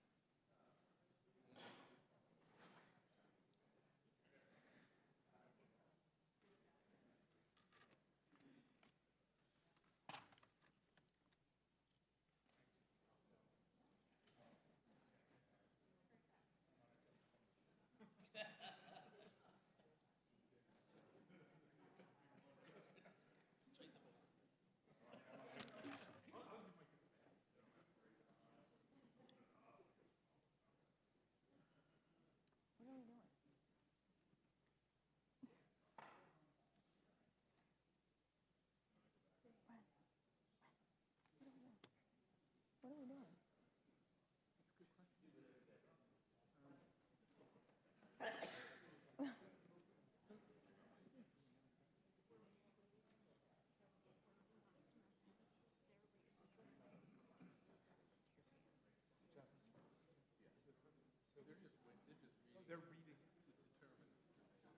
Oh. Okay.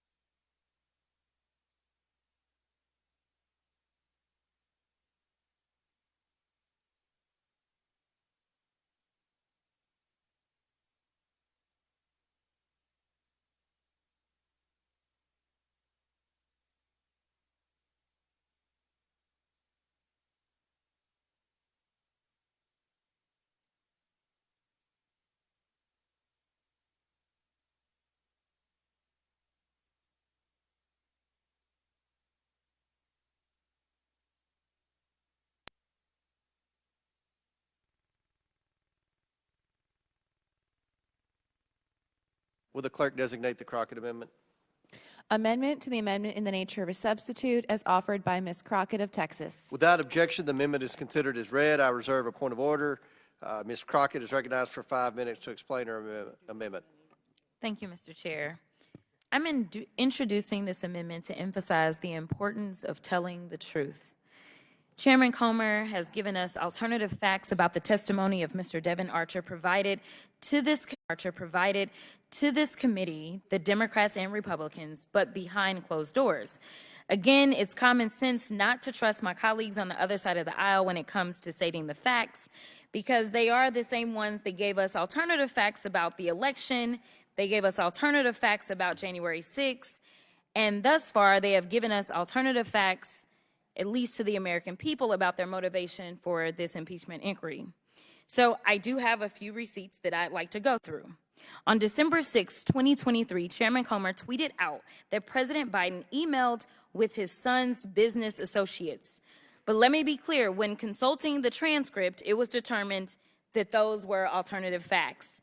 The actual facts found in Mr. Archer's transcribed interview show that President Biden was not involved in his son's business activities, and that during his more than a decade-long business relationship with Hunter Biden, Archer never witnessed President Biden have any involvement in his son's business dealings or take any official actions to benefit Hunter Biden or his businesses.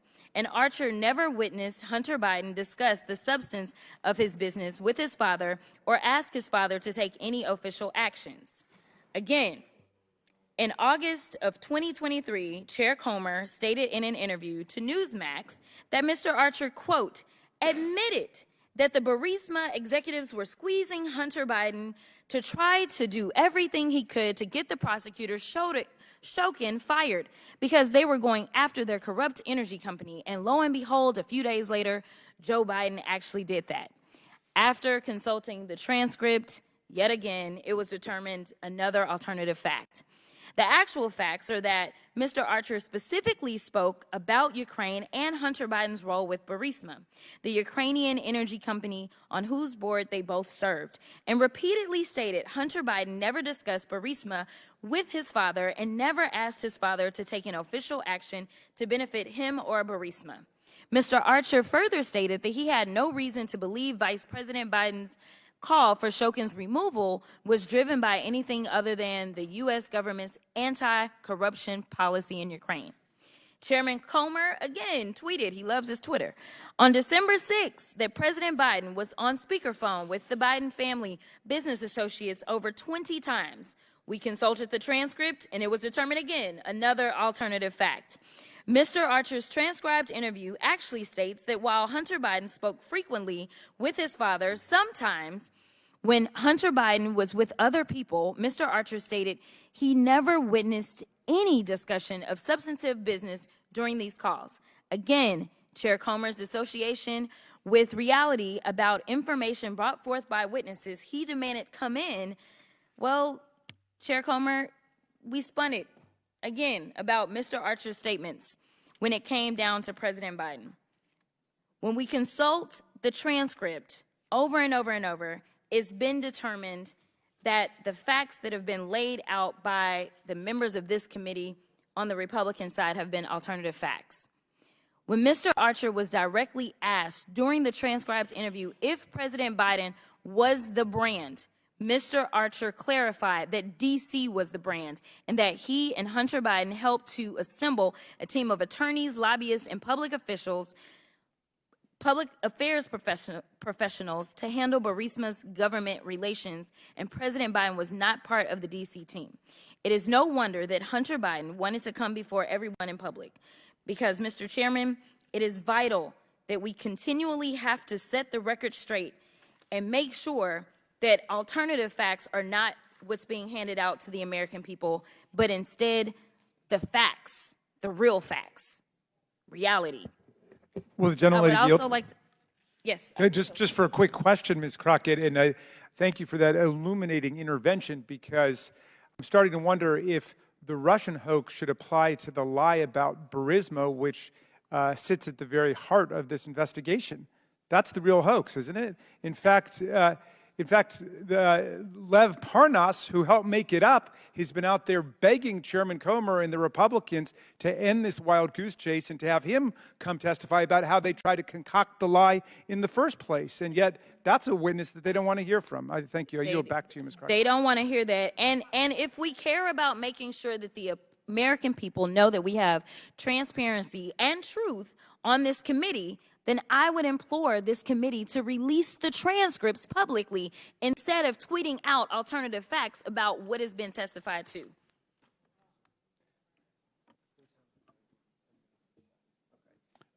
Mr. Chairman. As previously approved, each side has. Mr. As Chairman. previously approved, each side has 10 minutes debate. Will the Mr. Chair now recognize Mr. Palmer? Mr. Chairman, I make a motion that we table this amendment. It is dilatory and not germane to the markup.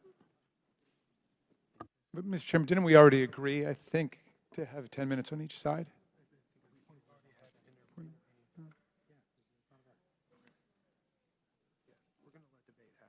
I'm not sure Mr.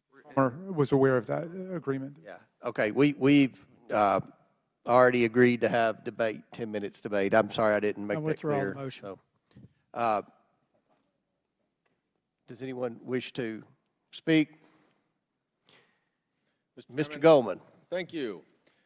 I think this amendment is very important because it goes to the heart of the dispute that the chairman and the witness seem to be having, which is where would his testimony take place?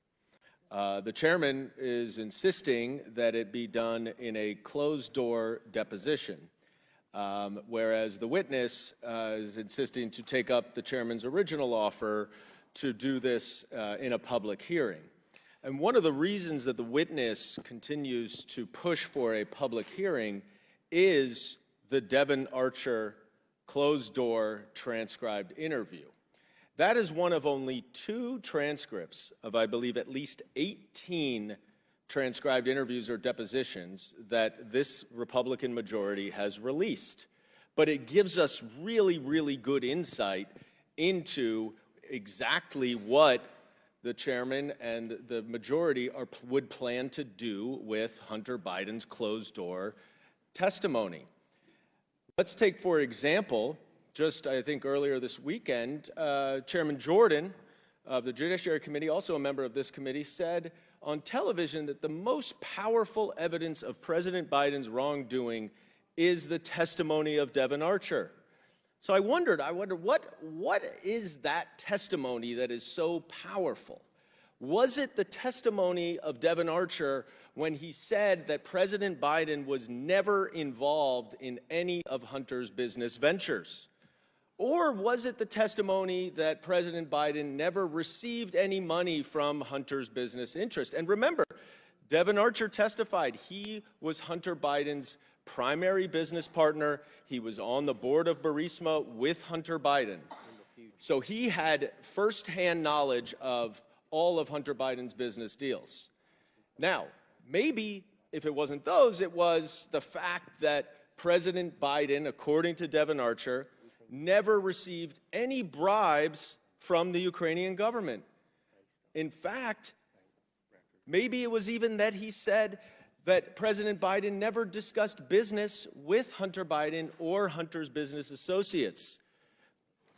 It must be that he was focusing on the times when President Biden met or spoke to Hunter Biden's business associates. That clearly has to be what the chairman was talking about. So it must be that when you look at the transcript, what he was referring to is when Devon Archer repeatedly said that they never discussed business, that they only talked about, quote, niceties, including, and this is according to Devon Archer's testimony, how the weather was, and that none of the discussions ever related to business. So the best evidence that these Republicans want to put forward is testimony that completely absolves President Biden from any involvement, association, benefit from, or other interactions with Hunter Biden's business interests. Now, Chairman Comer you were asked a few weeks ago on CNN what you thought the best evidence was of wrongdoing by President Biden, and you said that the allegations of the bribe from the Burisma founder, should we call it, I guess, the Burisma hoax now?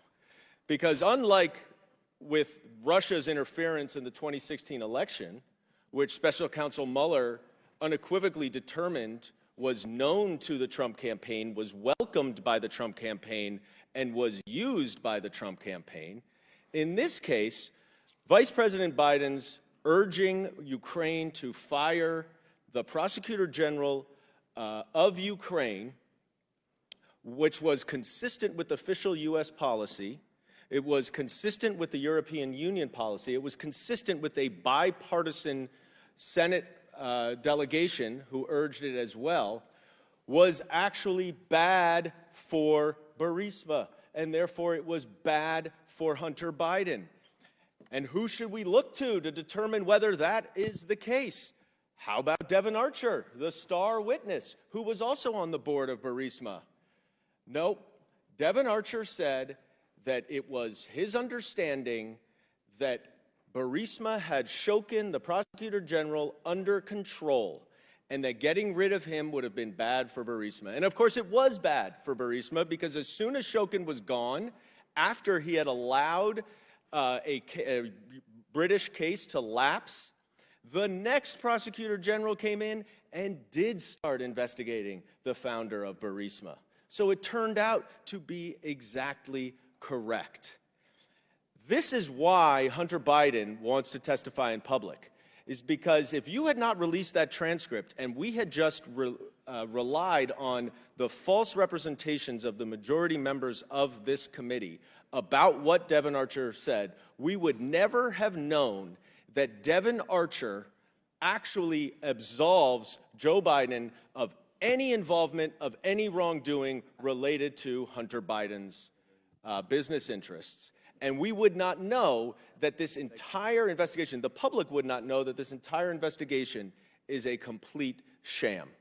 And I yield back. The minority will have 4 minutes. The majority has 10 minutes. I'll go first. I must oppose this amendment, but I have to state something. And I want everyone to understand this.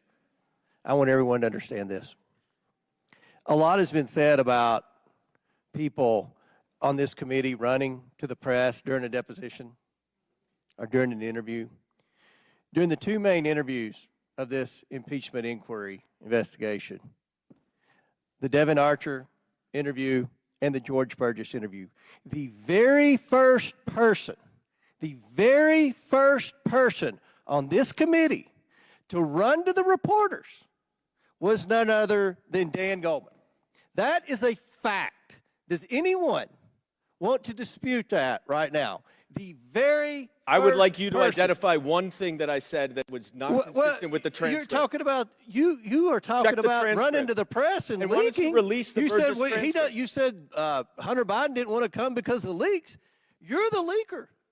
You are the leaker, Mr. Goldman. You do your now, check. You I have say 4 the minutes truth. remaining. You This is give my false time. You're out of information. order. You're out of order. I let you sit there and regurgitate your baloney for 6 minutes. I oppose this amendment. This amendment strikes the entire section about why Hunter Biden's testimony is necessary for the committee's legitimate oversight investigation. The amendment discusses a single deposition with Devin Archer and gets rid of all other relevant information as to why his deposition is important. The amendment distorts the reality of how the committee has handled this investigation. Devin Archer has stated publicly that claims made by the Democrats in this amendment are categorically false. Specifically, Devin Archer stated that Democrats' claims that President Biden was not involved in Hunter's businesses in any way was false. Devin Archer said that's categorically false. He said Joe Biden, quote, was aware of Hunter's business. He met with Hunter's business partners. I recommend that all members of this committee oppose this misguided amendment, and I ask to submit to the record Devin Archer's interview where he says one Democratic claim about the Biden business is categorically false, and that was what I just mentioned with respect to Joe's involvement and knowledge in his businesses. Without objection, so ordered. Now the minority party has 4 minutes remaining. Chair recognizes Ms. Stansbury. Thank you, Mr. Chairman. I just very quickly want to clarify that when I mentioned that the majority had run to the press and misrepresented what happened in that interview yesterday, the point was that they misrepresented what happened in the interview. And I know that for a fact because somebody shared with me the text message that the Republican staff sent around all the members, and I also heard directly from the press what was said. So that's what we're talking about here is misrepresentation of the facts. And with that, I yield to the ranking member. Thank you very much. And but I'm fascinated by this exchange because most committees I've been on, when the transcripts are released, it serves the vital function of transparency, but it also keeps people from misrepresenting and distorting the facts in advance. But if you withhold all but 2 transcribed interviews, I think there's something like 16 or 17 that haven't been released by the majority, then that does become an incentive to misrepresent and distort. I don't blame Mr. Goldman if he ran to the press to try to get out the true story before others go out and tell a lie about what's taking place if we're not going to turn the transcripts over. And I wonder whether you, Mr. Chairman, could commit to turn over all of the transcribed interviews to the gentleman yield for question and to the Congress and to the people of the the United States ranking of America. member Yes, yield by all for means. a question. Yeah. Does the ranking member presume that his Republican colleagues intend to lie about transcripts? But you seem to have that presumption. What I will presume is based on the facts that there have been multiple distortions and misrepresentations in the past, and the vast majority of the transcribed interviews have not been released. Someone give me the exact numbers, but I believe only 2 transcribed interviews out of 17 or 18 have been released. I've never seen that before, and I'm baffled by it. I don't understand it. In the ranking member's esteemed background and knowledge of judicial affairs, when there's ongoing investigations and multiple witnesses in complex cases, isn't it common for full transcripts to not be released? No, it's not. Within the parameters? No, but I don't think so. But in any event, we're talking about some that took place 6 months ago, 8 months ago. But somebody's going to give me a list of how many we're talking about here. There's 17 total. Only 2 transcribed interviews have been released. So then it does become a race to get out to say, you know, what you think happened. Why don't we just give the people the transcribed interviews? We talk about transparency and accountability. That's the dominant theme of this committee. Isn't that something we can agree to? Will the ranking member yield for 1 minute? Yes, by all means. I yield. I have a question for the ranking member.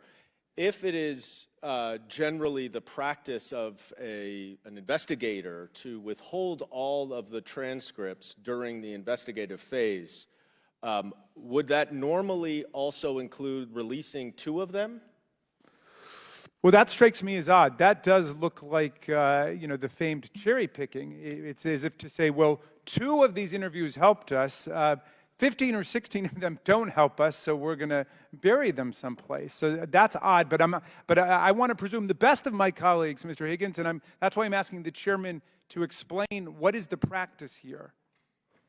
Well, you complain that we don't release transcripts. You complain because we do release transcripts. Honestly, we released those 2 transcripts because you had misrepresented so much what Devin Archer said. That's probably one reason he went on Tucker Carlson's show to call you out for misrepresenting what he said in the transcribed interview. But so you are able to get them ready. You are able to get them ready, in other words, and you thought that it was we have other witnesses important. to interview. You know how it works, Mr. Raskin. You're playing like you don't know how this works. You're playing and trying to act like you've never done an investigation before when you've led both impeachments and the January 6th. I didn't lead the first impeachment, but I wouldn't want to admit to leading that first impeachment either. I would have 10 nicknames from President Trump by now if I'd led that one. Well, I think your all's time has pretty much expired.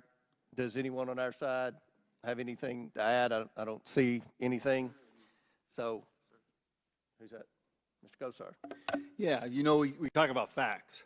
It wasn't U.S. policy to do what Biden did in Ukraine. The Obama administration actually said that Ukraine had complied with the law and that the loan should go through. Yes, they did.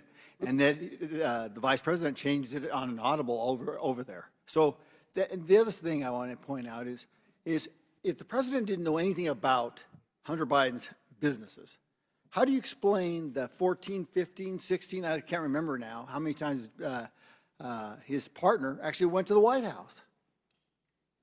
How do you explain that? How do you explain this guy, Devin Archer, shows up at the White House? Who are you? Normally, the person's going to say, well, I'm Hunter Biden's business partner. That's typically what the average person would say. So how come you didn't know anything about that? Mr. Gosar, for the 6 people in America who are still watching our hearing, could you just explicate what you think the presidential crime is? Oh, I'm just saying right now, we're just talking about the facts. The facts here are misplayed. I mean, you complain about us, I'm going to complain about you because you're distorting the facts. For 1 second? I'll give you a second. Mr. Gosar's time. Just, I'm not going to ask you to take my representation for it. I would ask you to go read the transcripts of the State Department witnesses in the first impeachment who were in the Ukraine embassy and in the State Department and were the ones who created and made the official U.S. policy, who all testified that Vice President Biden was acting consistent with official U.S. policy. Okay, well, that's not what we received. And when you start looking at this, you know, the courts, you know, I know the ranking member always goes to the courts. You know, you had a judge that basically said this honeypot of a deal for Hunter was no good. No one was going to get that. How do you explain the slow walking, you know, by the Justice Department on the IRS claims? And how many people get a chance to do that? Well, with the gentleman yield, that's a great point. And when the courts ruled against Hunter Biden, I don't think you heard a single complaint from anybody on our side of the aisle. We said, let the justice system proceed. But when the court said that the January 6th committee was validly and constitutionally composed, we still have people today who violated their subpoenas who are whining about how the committee is illegal. I mean, come on. I mean, how do you feel about that one? Could I ask you a question about that? Yes. Just out of curiosity, why did you all not hold them in contempt? Hold who in contempt? The people that didn't. Oh, we didn't have time at that point. I mean, we got up to the very end of the Congress. I was just wondering. But if you want to work on it now, let's do it. No. I'm totally with you, Mr. Chairman. No. I was just curious as to why you didn't. All right. Well, let's make it bipartisan. I'd like Everybody to good? that We're we square? hold anyone who's violated No, I was just wondering. I mean, that's a tool that Congress has. If someone, you've been on TV several times saying that people should honor congressional subpoenas. And I believe when they don't, you hold them in contempt. Whether it's Steve Bannon, Dan Scavino, Jim Jordan, or Hunter Biden, if somebody is... But you did hold the other two. I'm sorry? You did hold two of those in contempt of Congress. We did. Well, Steve Bannon's been convicted by a jury, by a court. He's been convicted in court. And still, I don't think we could get a single person on your side of the aisle, other than Ms. Mace, to utter a word about people who violated subpoenas in the last Congress. I mean, that's extraordinary. And all that I've been saying about Hunter Biden is he accepted what was your original offer. You didn't like that offer anymore. You put out. Let me say this, and then your time's expired, and we're going to get to the vote. Hunter Biden is more than welcome to come for a hearing after the deposition. Okay, you didn't say that before, but that's cool. You've changed the offer. Chairman, hold on. Will you No, guarantee the time is that expired. there will be a public you hearing? have talked and talked. Will you and guarantee talked. that there will be a public hearing if he were to come in? After the deposition, I You guarantee. say right now yes. we'll have a public hearing Yes. with Hunter Biden. Absolutely, we've said that. All right. Yeah, I know. We heard a lot about public hearings that have Very not good. happened. The question on the amendment, I don't even remember who offered the amendment. Ms. Crockett. The question is on the Crockett amendment. All those in favor of the Crockett amendment signify by saying aye. Aye. All those opposed signify by saying no. No. In the opinion of the chair, the noes have it, and the amendment is not agreed to. Recorded vote on that, please. A recorded vote is ordered as previously announced. Further proceedings on the question will be postponed. Pursuant to the previous order, the chair declares the committee in recess subject to the call of the chair.